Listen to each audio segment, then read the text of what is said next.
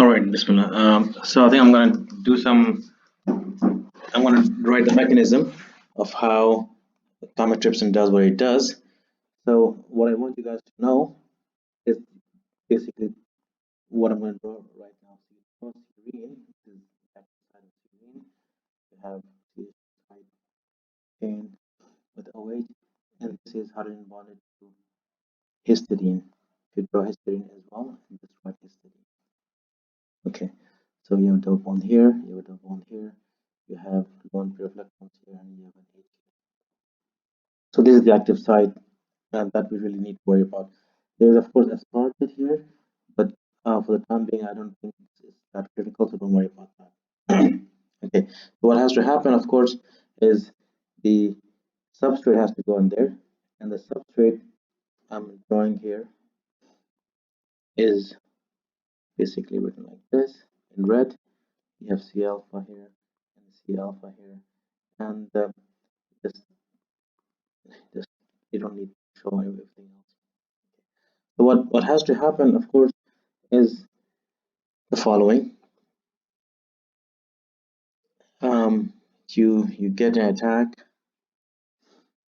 of this nitrogen taking this hydrogen, and this attacks the carbon. Now please remember, this is a partial positive carbon and this is partial negative. This is a very polar bond.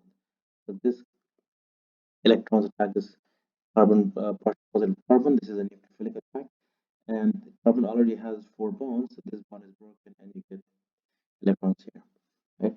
So based on that, this is what you get. So again, serine is here, and you have CH2O. Now this O is going to be attached to the carbon, and on the other side you have histidine, and the histidine has taken the nitrogen has taken the hydrogen. So you have an H here, and then you already had an H from before, and you get a positive charge on this.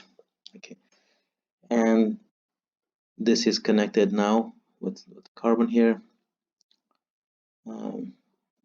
Here, this is the carbon here, and you have single bond with a negative here. You have NH here as well, and C alpha, and you have C alpha here on this side as well. Okay, that's the second step. Now what has to happen, of course, in the third step, always keep in mind what has to happen. We need to now break this bond. This bond has to be broken, right? This bond has to be broken. So how do you break that bond? Well, this electrons from here comes here, and this bond here is for nitrogen, and the nitrogen takes this hydrogen back from there.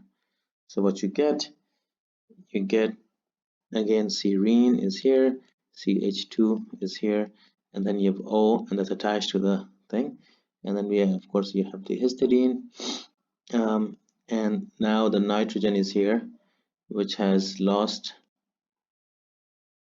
the electron. So you have double bond here, double bond here, and H is here. So the nitrogen has lost the hydrogen. Okay, and what you get carbon here, which has double bond O now, because the electrons came from back here, and then you have C alpha 1, 2, and 3, and what you have plus as a separate molecule NH and H and C alpha. For the sake of making it easy and clear, I'm not showing it as a protonated NH3. I'm just showing NH2 here, and this part then is leaves. So that is what happens. The first step of the reaction. Okay, now what happens is you have again serine, CH2O. I'm gonna write that, and you have the histidine here. And please make sure histidine is a 5-membered ring here and not a 6-membered. Okay, and then you have this lone pair of electron.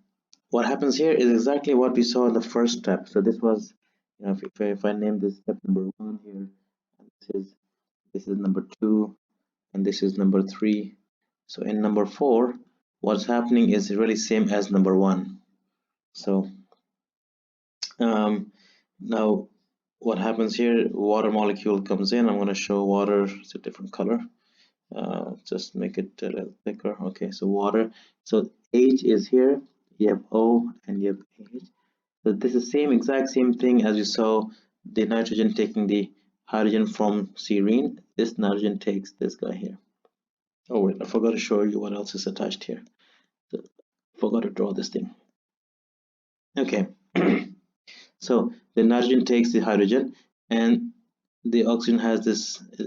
This is of course, we wrote this is partial positive and this is partial negative, and so this attacks this carbon here, just like we saw it in the first number one. Okay, and what that leads to, you have serine, CH2O, and you have histidine.